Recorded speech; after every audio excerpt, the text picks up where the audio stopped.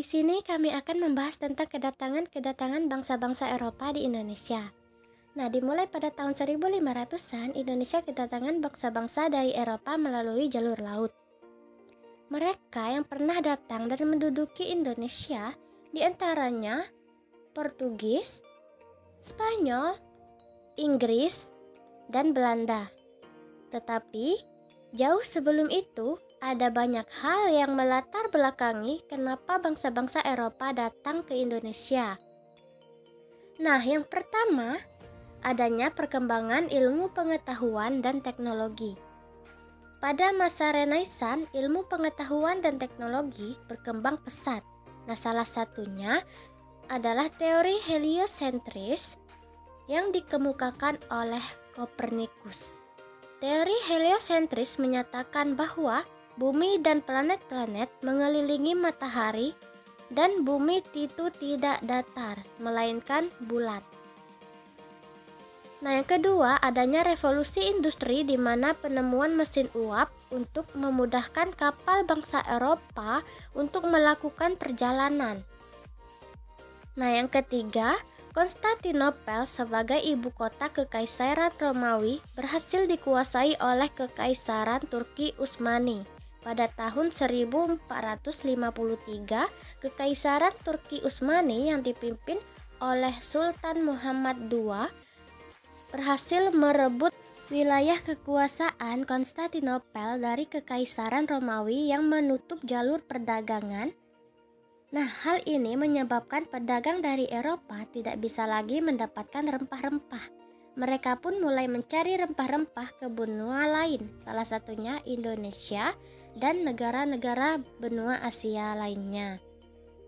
Yang keempat, ada motivasi 3G, yaitu Gold, Glory, dan Gospel. Melihat kekayaan Indonesia, bangsa Eropa yang awalnya datang hanya untuk mencari rempah-rempah, akhirnya memiliki tujuan lain, yaitu mencari 3G.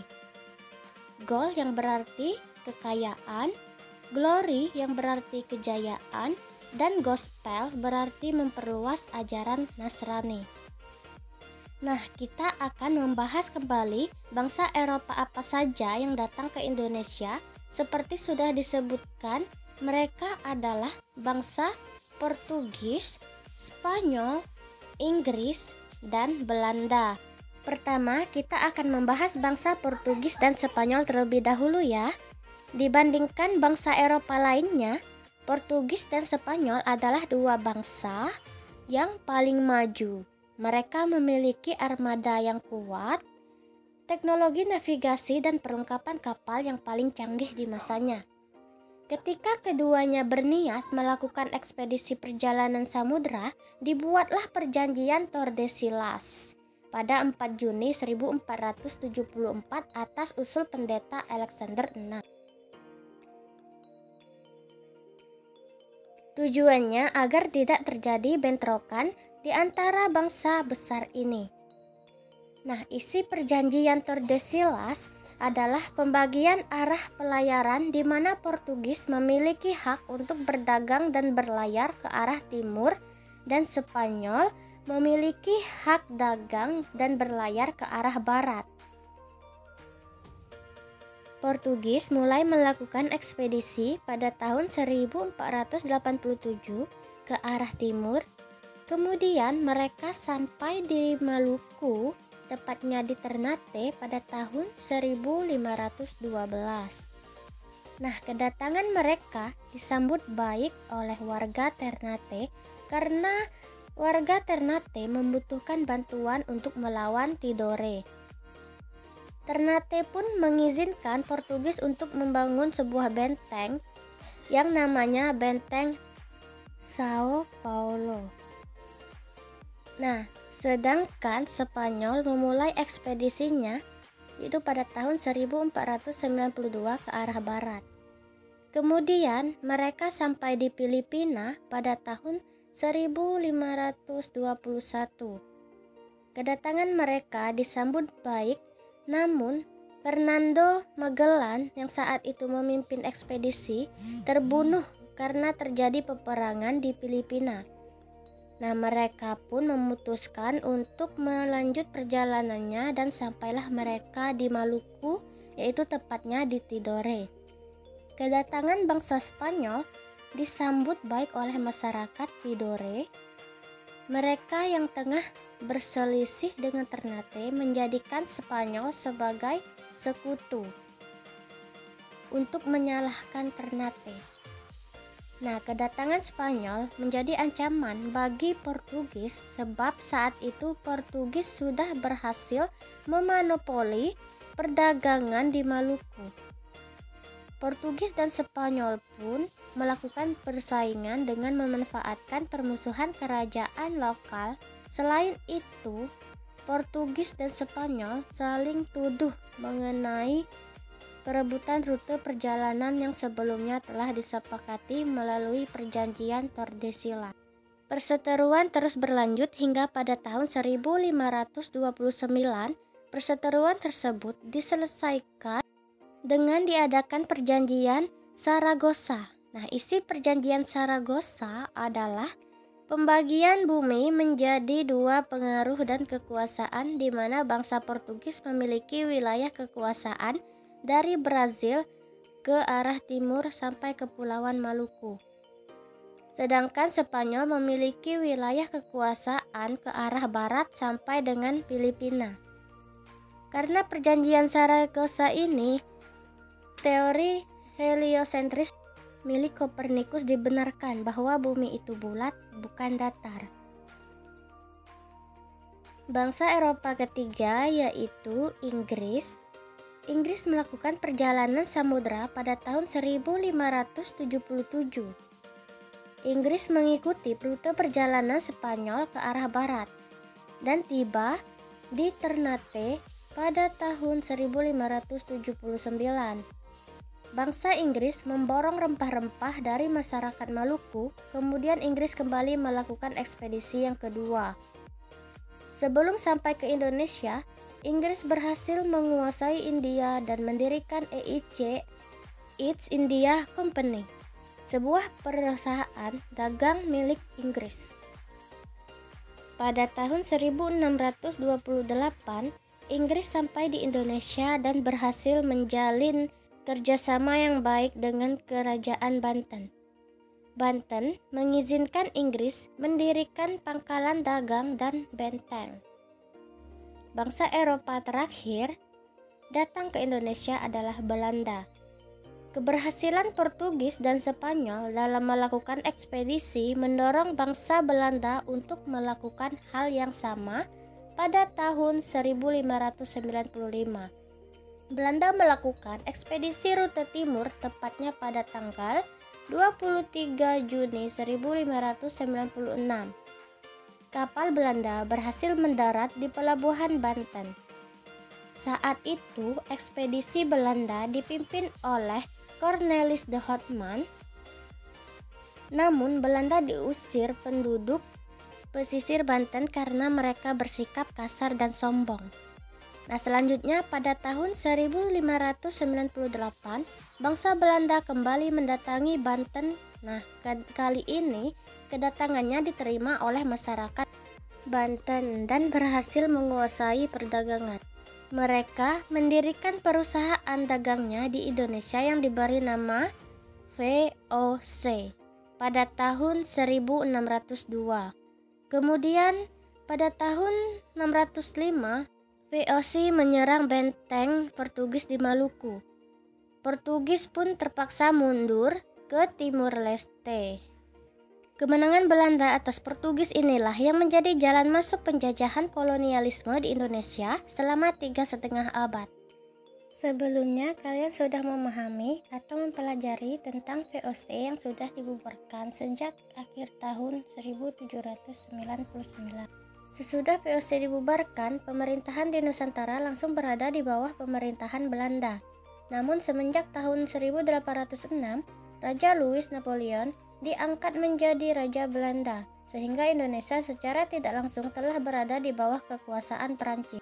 Ini memang tidak lepas dari sejarah Dialova dari saat itu, yaitu terjadi pertentangan baru di wilayah Eropa antara Prancis dengan negara Eropa yang dikenal dengan Perang Klisi.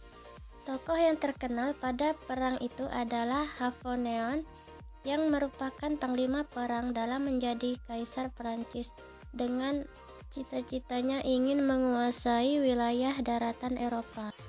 Pada tahun 1808, Louis Napoleon menunjuk Herman William Danlos menjadi gubernur jenderal di Indonesia. Jadi, pemerintahan Herman William Danlos ini berlangsung dari tahun 1808 sampai 1811. Inilah gambaran tokoh utama Herman William Danlos dan tugas utamanya. Tugas utama Danlos adalah mempertahankan Pulau Jawa dari agar tidak jatuh ke tangan Inggris. Nah, usaha Danlos yaitu dalam bidang pertahanan, membangun benteng-benteng pertahanan baru, membangun pangkalan angkatan laut di Anyer dan Ujung Kulon, meningkatkan jumlah tentara dan mengambil orang-orang pribumi, dan membangun jalan pos dari Anyer sampai Panarukan. Jalan Raya Pos Danlos. Nah, jalan ini juga disebut Jalan Pantura yang membentang sepanjang kurang lebih 110 km dari Anyer, yaitu ujung barat Jawa, sampai Panarukan yang merupakan ujung timur Jawa. Nah, jalan ini dibangun agar tentaranya bergerak dengan cepat. Selain itu juga untuk mempermudah mengangkut barang-barang dari pelabuhan, termasuk barang-barang yang paling untuk eksis peruntuhan penjajah pada saat itu. Dalam pembangunan jalan tersebut, Danlos membuat tenaga kerja dari bangsa Indonesia, yaitu dikenal di bangsa pribumi. Jadi mereka diperkerjakan untuk kerja rodi. Nah, kerja rodi mengakibatkan banyak korban jiwa. Rakyat Indonesia hidup dalam kesengsaraan karena diharuskan membangun jalan tanpa mendapatkan upah, bahkan diperlakukan di luar peri kemanusiaan.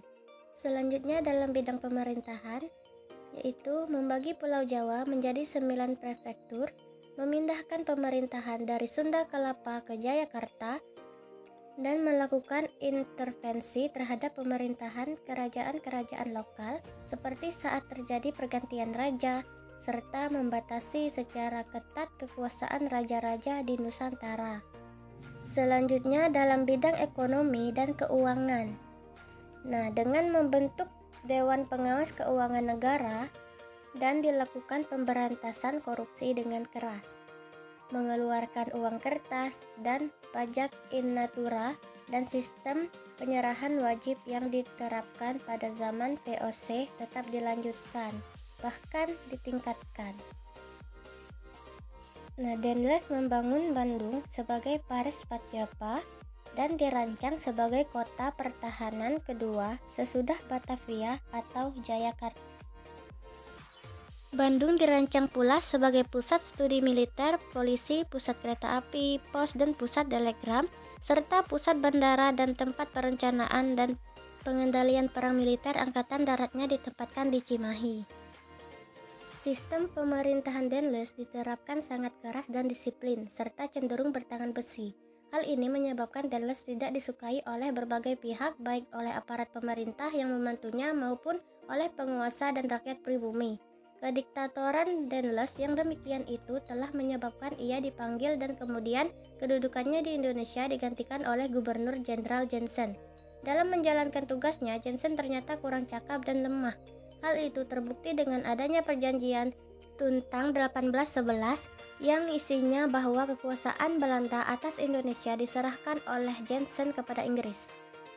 Selanjutnya masa pemerintahan Raffles 1811 sampai 1816. 3 Agustus 1811 Inggris muncul di Batavia dan tokohnya Thomas Stamford Raffles telah berhasil merebut seluruh wilayah kekuasaan Belanda di Indonesia. Nah, dalam bidang pertahanannya, yaitu membagi Pulau Jawa menjadi 18 keresidenan. Nah, kedua, mengangkat bupati menjadi pegawai negeri yang digaji, mempraktekkan sistem juri dalam pengadilan seperti di Inggris, melarang adanya perbudakan, dan membangun pusat pemerintahan di Istana Bogor. Nah, dalam bidang perekonomian dan keuangan, yaitu melaksanakan sistem sewa tanah atau Linrent dan menghapus segala penyerahan wajib dan kerja rodi.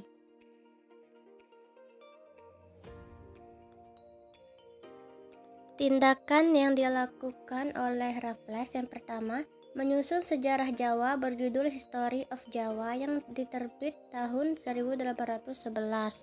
Jadi buku ini adalah publikasi pertama memberikan informasi tentang Jawa dan pendidikannya secara lengkap. Yang kedua yaitu merintis pembangunan Kebun Raya Bogor dan memberi nama bunga bangkai Rafflesia arnoldii. Ini menjadi barisan Raffles di Indonesia karena juga Raffles ini memiliki minat yang besar terhadap tumbuhan dan Kebun Raya Bogor ini. Juga dikatakan sebagai bukti cinta Raffles terhadap istrinya. Nah, bunga ini ditemukan Raffles pada tahun 1880 dan bunga ini disebut puspa langka. Yang ketiga yaitu memindahkan prasasti Kulkuta dari Indonesia ke Nalanda atau India. Beda hal, benda ini merupakan cagar budaya penting milik Indonesia yang dibawa ke luar negeri. Prasasti ini yang ditemukan Raffles yang berisi sejarah awal pemerintah Raja Erlangga, pendiri kerajaan Kahoripat. Nah, yang ketiga masa pemerintahan kolonial Hindia Belanda 1816.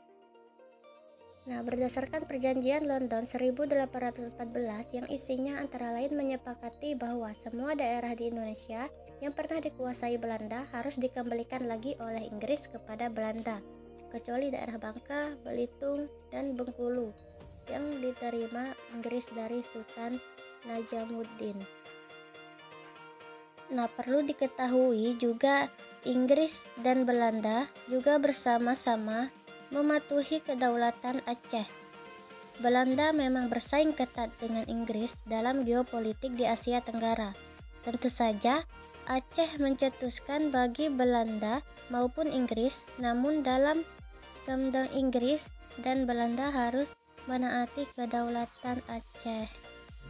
Selanjutnya pemerintahan kolonial Belanda selanjutnya dipegang oleh sebuah komisi yang beranggotakan Van der Capellen, Eloet, dan Buskes.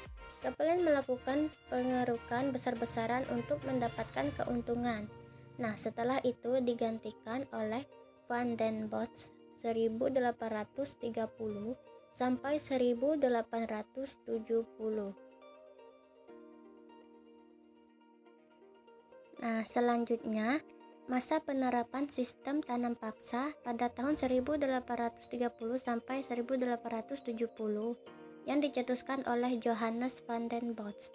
Kebijakan tanam paksa mulai diberlakukan pada 1830 serta difokuskan pada peningkatan produksi tanaman yang laku di pasaran internasional seperti kopi, tembakau, tebu, teh, dan nila.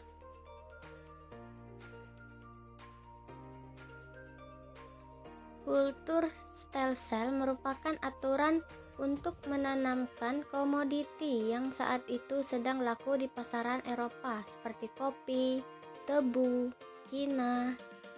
Nah, latar belakang dari tanam paksa ini adalah yang pertama, Belanda terlilit utang LN.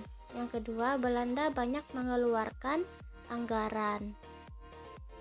Nah, tujuannya untuk mendapatkan keuntungan yang sebesar-besarnya. Nah, aturannya yaitu ada rakyat menyerahkan 1/5 tanahnya untuk ditanami, perdagangan atau ekspor. Nah, tanah bebas pajak, waktu mengerjakan tanaman tidak boleh melebihi waktu tanam padi. Jika ada kelebihan, hasil diserahkan kepada rakyat.